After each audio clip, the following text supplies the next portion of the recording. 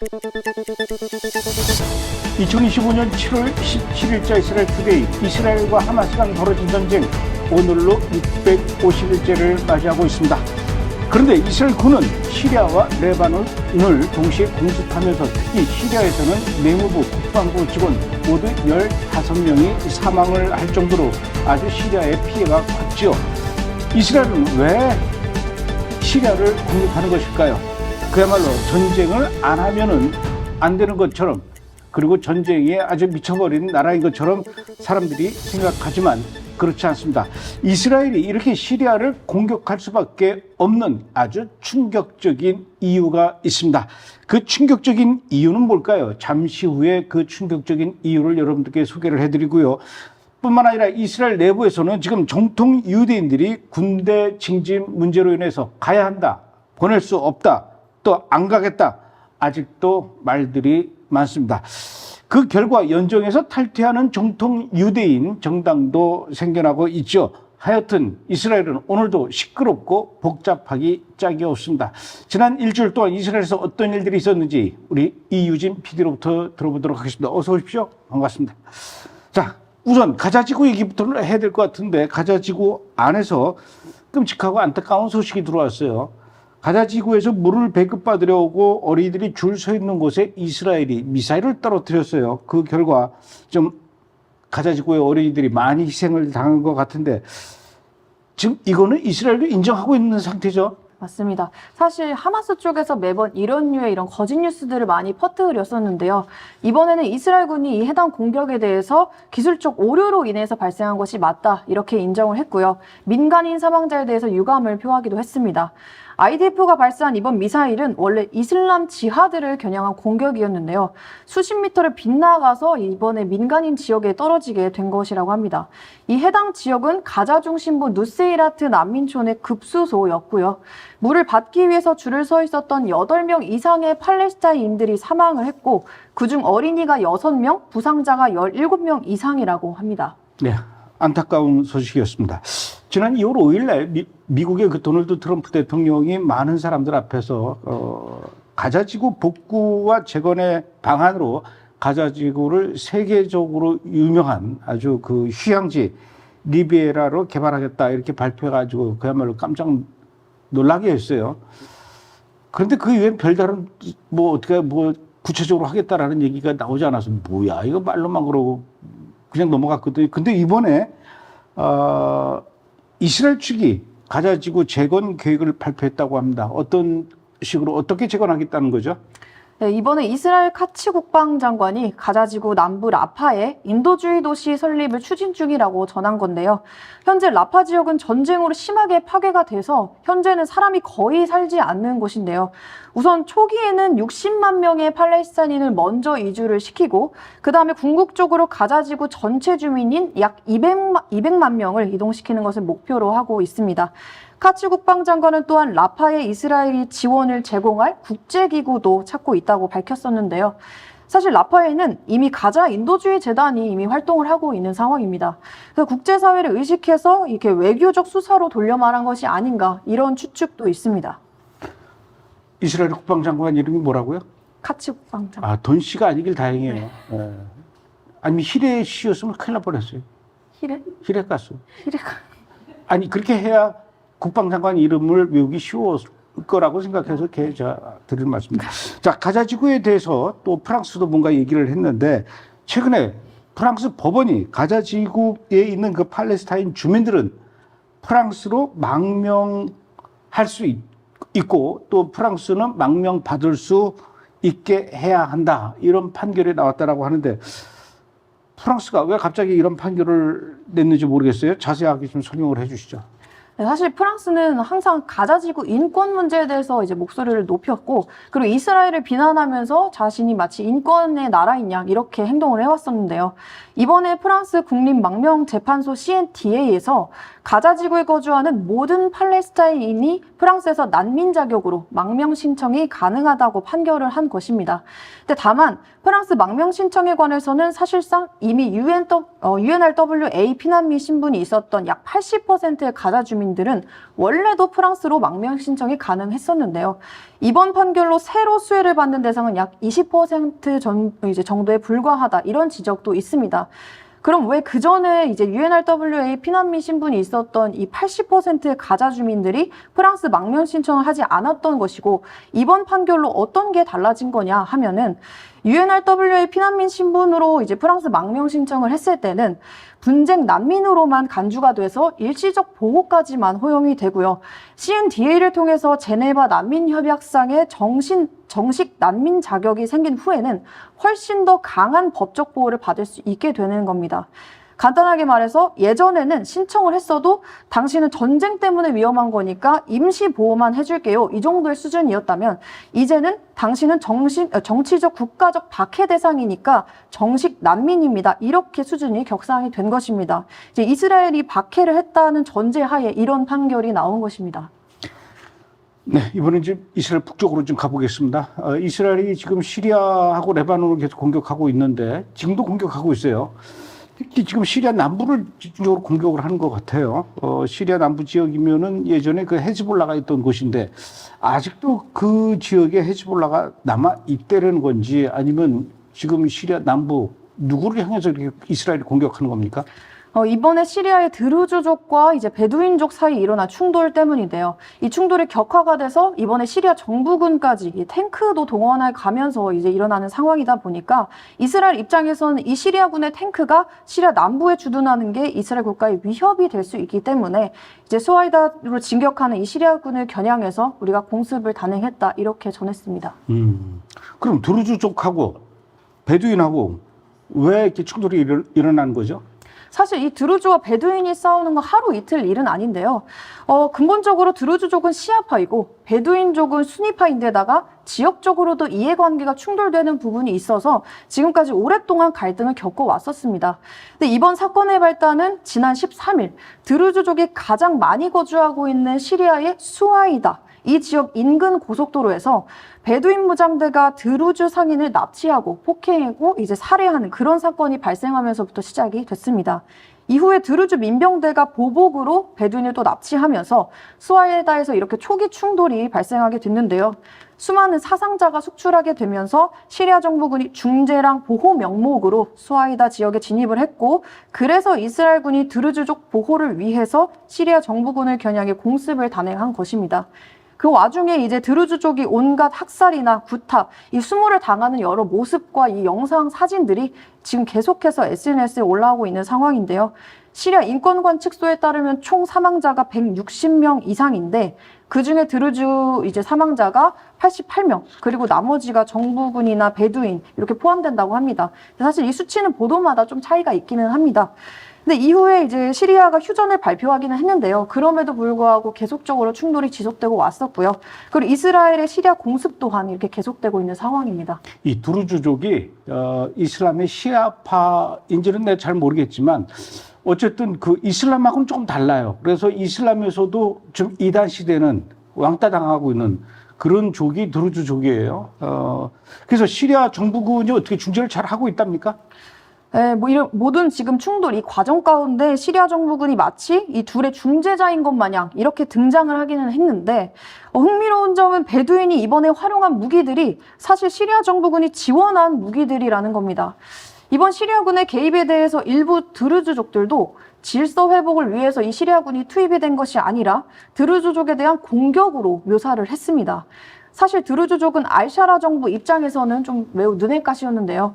자치적으로 민병대를 꾸리고 또 친이스라엘 성향까지 가지고 있으니 견제의 대상이었습니다. 그래서 이번에 알샤라 정부가 드루즈 세력의 균열을 만들려고 했던 것 같은데, 지금 알샤라가 새롭게 구축해놨던 이 친서방 그 이미지, 정부 이미지를 또 깨버릴 수는 없으니까 뒤에서 베두인에게 무기를 쥐어주면서 드루즈족을 치고 그리고 자신은 중재자인 양 이렇게 나타나려고 했던 거죠.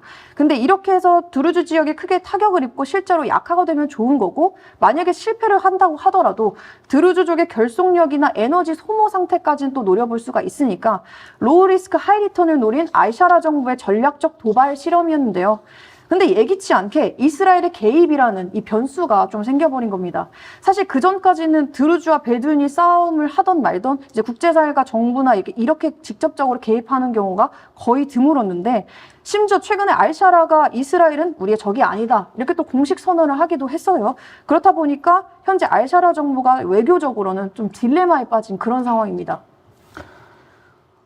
드루즈족은 시리아의 남부 지역에만 있는 게 아니라 이스라엘의 북부 지역, 그러니까 골란 고원에도 드루즈족이 살고 있어요. 그러니까 1967년 이전까지만 해도 그 골란 고원이 시리아 영토였기 때문에 관할 지역이었기 때문에 그 드루즈족이 넓게 퍼져서 살다가 이제 1967년에 6.1 전쟁 이후로 이제 갈렸단 말이에요. 이스라엘 북쪽에도 역시 이 드루즈족이 있는데 이스라엘 쪽에 살고 있는 드루즈족은 그래도 이스라엘하고는 굉장히 우호적입니다. 그래서 이스라엘 국방부에서 아랍계 이스라엘 시민권을 가진 사람들, 그런 사람들은 이스라엘 군대에 입대를 안 시켜요. 그러나 드루즈족은 이스라엘 군대에 입대를 시킵니다. 그래서 이 아랍말을 잘하는 이 드루즈족이 이스라엘 군대에게 굉장히 중요한 역할을 많이 하고 있어요. 그래서 이 이스라엘이 이번에 그 시리아 그 남부 지역에 있는 그 드루즈족의 그 분쟁에 확실히 그 개입하게 된 배경에 이스라엘 쪽에 있는 그 시리아 드루즈족 개입이 어떤 그 영향이 있었던 겁니까? 네, 맞습니다. 이번에 이스라엘이 이제 수하이대 이 사태에 대해서 이례적으로 좀 빠르고 강경하게 개입하게 된 배경에는 단순히 인도주의나 아니면은 뭐 안보 유지 이런 거 외에도 말씀하신 것처럼 이스라엘 내에 있는 드루즈 공동체의 압박이나 개입이 실질적으로 영향을 미쳤다는 분석이 있습니다. 이 문제로 이번에 이제 이스라엘 드루즈족이 화면에 보시는 것처럼 실제로 이스라엘에서 시위도 벌였고요. 그리고 자신의 형제들을 돕기 위해서 골란고원 철조망을 넘어서 시리아로 들어간 이들도 많았습니다. 근데 뿐만 아니라 이스라엘 내 이 드루즈 지도자들이 네타냐후 총리와 그리고 국방부에게 개입을 하기를 요구를 했었고 거기다가 이 드루즈족들은 말씀하신 것처럼 뭐 IDF 입대를 하는 이제 사람들이 많거나 그리고 정치 경제권에 이제 진출을 하는 경우가 많다 보니까 이제 정부가 개입을 해야 한다 이런 내부 압박이 있었던 걸로 보입니다. 뭐 이스라엘 입장에서는 그 북쪽에 있는 그 드루즈족을 보호해야 되고 또 그들의 요구를 무시할 수 없기 때문에 그 시리아 남쪽에 있는 드루즈족 분쟁에 개입해서 공격할 수밖에 없는 이유도 있겠지만은 그 말고도 지금 시리아 수도 뭐 다마스쿠스도 막 공격하고 그래요, 이스라엘이. 지금 이스라엘이 이렇게 시리아를 남쪽, 그 다음에 저 북쪽 아주 전국적으로 이렇게 막 공격하는 그 결정적인 이유가 있어요. 충격적인 이유인데 그 충격적인 이유는 이유진 PD 말고 잠시 후 2부에서 우리 조현영 기자가 자세하게 소개를 해줄 겁니다. 저 그 얘기 듣고요. 깜짝 놀랐습니다. 어쨌든 2부에서 그 얘기를 전해드리겠습니다. 자, 이번엔 후티 반군 상황을 좀 볼까요? 이스라엘도 그렇고 미국도 그렇고 지금 후티 반군을 향해서 공격을 하고는 있지만 이건 어디까지나 이제 공군용으로 계속 공격하는 것인데 이거 가지고는 후티 반군을 제압하는 데는 지금 한계가 있어요. 지금 제가 보기에도 언제까지 이렇게 공군으로 두들겨 부시기만 할 건가? 이게 제일 중요한 건 이 지상군이 들어가야 되거든요. 근데 지금 이스라엘도 그렇고 미국도 그렇고 이 예멘 후티 반군 쪽으로 지상군을 보낼 수 없단 말입니다. 이거 어떻게 해결해야 됩니까? 안 그래도 이번에 이스라엘 고위 관리가 아랍 연합에 의한 지상군 개입이 필요하다 이렇게 언급을 했는데요. 지금까지 미국과 이스라엘 주도의 공습만으로는 후티의 핵심 인프라 제거와 그리고 지상 네트워크 초토화에는 한계가 있다는 겁니다.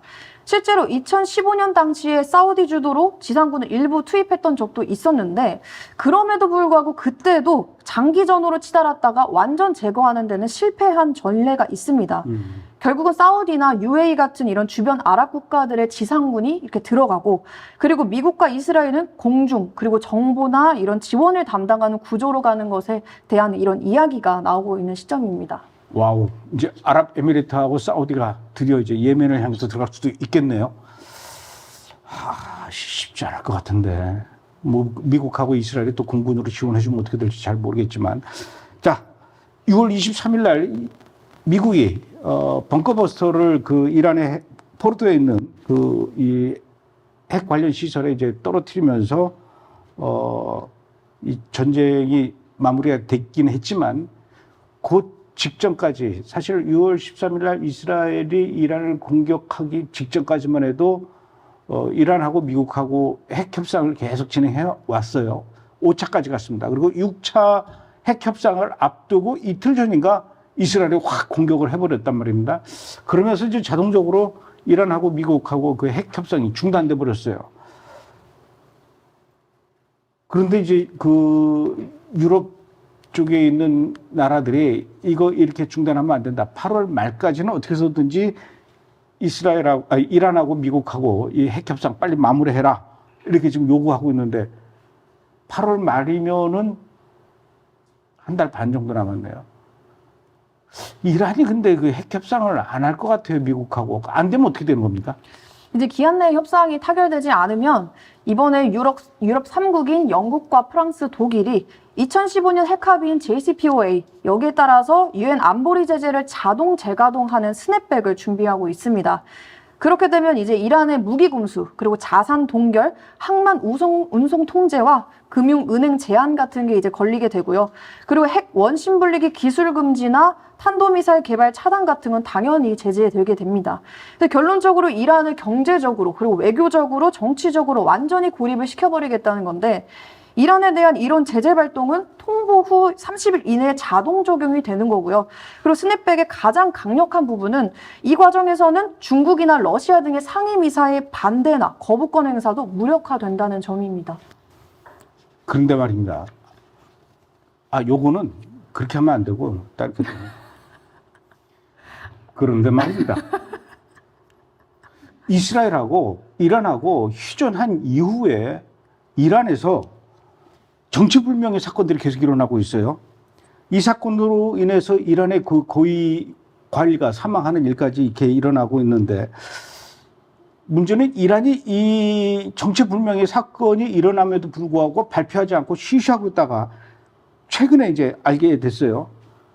도대체 이란에서 무슨 사고가 계속 일어나고 왜 그런지 원인이 밝혀졌습니까? 일단 이란 당국은 이거에 대해서 가스관 결함으로 인한 가스 폭발이다, 이렇게 일축하고 있는 상황인데요. 최근에 이란에서 일어난 화재들을 쭉 살펴보면 종교도시 쿰의 6층 주택에서 발생한 화재에 대해서도 이란은 1층의 가스 노출이라고 지목을 했습니다. 그리고 그 불과 몇 시간 뒤에 테헤란 서쪽의 주택단지에서도 대형 화재가 발생했다는 보도가 나왔는데요. 알고 보니까 이 해당 단지가 이란 혁명수비대 IRGC의 건설 본부와 연결되어 있는 건물이었습니다. 그리고 지난주에는 더욱 의심스러운 사건이 발생했었는데요. 테헤란 서부의 한 고층 건물에서 폭발이 발생했는데 이 건물이 알고 보니까 군 사법 조직 JPO가 사용하는 건물인 것으로 알려진 건데요. 이란 당국은 또다시 가스 누출이라고 원인을 언급을 했는데, 이후 이 해당 건물은 도시의 가스 배관망에 연결조차 되어 있지 않은 것으로 드러났습니다. 그리고 이에 대해서 테헤란 소방서가 15층에 가스가 고여 있던 게 폭발이 발생을 한 거고, 그리고 6명이 부상을 입었다, 이렇게 주장을 했는데요. 하지만 국영 언론에 따르면 해당 아파트에는 가구가 없고 그리고 사람이 살고 있지 않다, 이렇게 밝혀졌습니다. 그래서 이런 여러 가지 정황들로 인해서 소셜미디어에서는 이건 사고가 아니라 드론이나 아니면 사보타주일 가능성이 있다, 이렇게 제기를 했고요. 전문가들 또한 이란 당국 주장에 신뢰성이 없다, 이렇게 의문도 제기가 된 상황입니다. 한편 이스라엘 외무부는 오늘 페르시아어 소셜미디어 계정에 이슬람 공화국이 이 지역에 파산한 테러리스트들에게 수백만 달러를 보내는 대신에 가스 파이프라인을 수리했더라면 더 좋았을 텐데 이렇게 말을 하면서 이란 전역에서 발생한 일련의 미스터리 폭발 사건에 대한 비꼬는 댓글을 또 올리기도 했습니다. 참 그 미스테리하네요. 대형 화재가 계속 일어나는데 주로 이제 가스 폭발로 인한 것 같다라고 추정하는데 하필이면 그렇게 대형 그 화재가 일어나고 가스가 폭발하는 데가 또 이란의 군치부 관련 시설들과 연결된 곳이다. 뭔가 작전 냄새가 나요. 누가 했는지는 잘 모르겠으나 뭐 뻔하죠. 뭐 자기네들이 자작극을 하지는 않았을 거고. 네. 하여튼 대단한 나라입니다, 이스라엘. 자, 미국 정부가 터키에다가 그 F-35 전투기를 그 수출하려고 그랬나 봐요. 공급하려고 그랬는데 이거를 이제 이스라엘이 미국 의회에다가 제발 그러지 말아달라고 이렇게 부탁을 했나 봐요. 미국은 왜 지금 이 시점에서 터키에다가 이 F-35 전투기를 공급하려고 했고 왜 이스라엘이 이걸 또 막으려는 겁니까? 사실 그 이유에 대해서는 터키가 이 나토 일원임에도 불구하고 이란이나 카타르, 하마스 이런 적대 세력들과 협력을 하고 있다 보니까 이 F-35 제공이 이스라엘 안보에 심각한 위협이 된다 이런 판단을 한 것인데요. 터키 주재 미국 대사 톰 베럭은 최근 미 의회가 F-35 판매를 승인할 수 있다고 시사를 했습니다. 터키는 2019년 러시아제 S-400 지대공 미사일을 도입한 바 있고요. 이에 따라서 미국이 터키를 F-35 프로그램에서 제외를 했었는데요. 베럭 대사는 이 문제가 곧 해결될 것이다 이렇게 밝혔습니다. 이스라엘은 현재 터키의 이 재가입을 반대하고 있고 미 의회가 이를 막아야 한다는 주장을 하고 있는 상황이고요. 미국은 터키와의 관계 회복 그리고 중동 내 전략 균형을 위해서 F-35 제공을 고려 중인 상황입니다. 자, 이제는 제가 오프닝 멘트에서 얘기했던 것처럼 이스라엘 골치 아픈 얘기를 좀 해봐야 될 것 같아요. 내부 문제입니다. 현재 이스라엘 정부는 베냐민 네타냐후 총리가 수장으로 있는 그 정부 여당이죠. 리쿠드 당과 또 여러 개의 정통 유대인, 정통 보수 정당들과 연합해서 국회 의석 120석 중에 과반수가 넘는 60석 이상을 지금 확보해서 구성된 연합정부예요.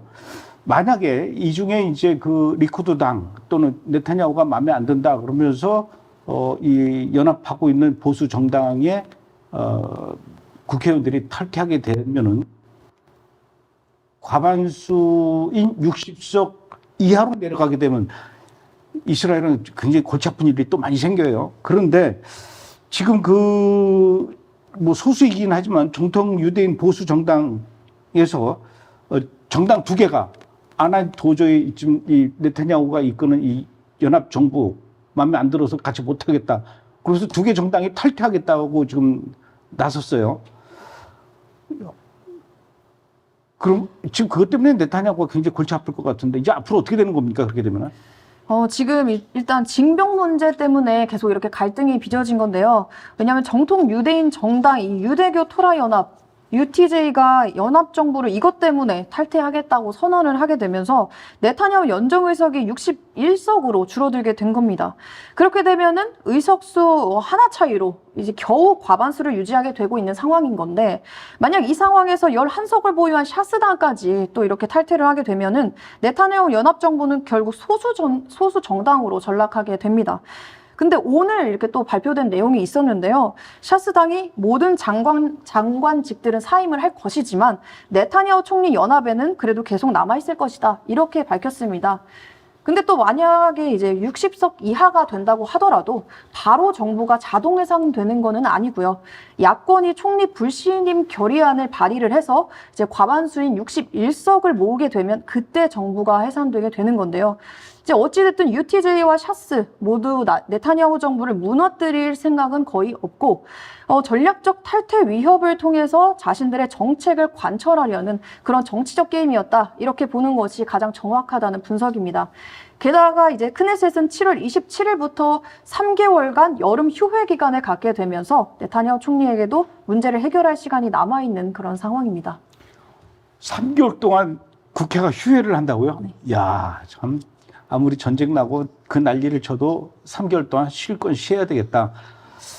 잘하는 건지 뭔지 잘 모르겠습니다. 하여튼 뭐 배짱도 있고 여유도 있고 좀 부럽기도 하고 좀 쟤들 왜 저래요? 뭐 이런 생각도 드네요. 자, 이제 마지막으로 이런 기사는 사실 우리나라에서는 잘 다루지 않는 그런 얘기인데 이스라엘이 가자지구 난민들 얘기만 잔뜩 하지 뭐 이스라엘 군인들의 그 아픈 처지 이런 것들은 절대로 보도를 안 해요.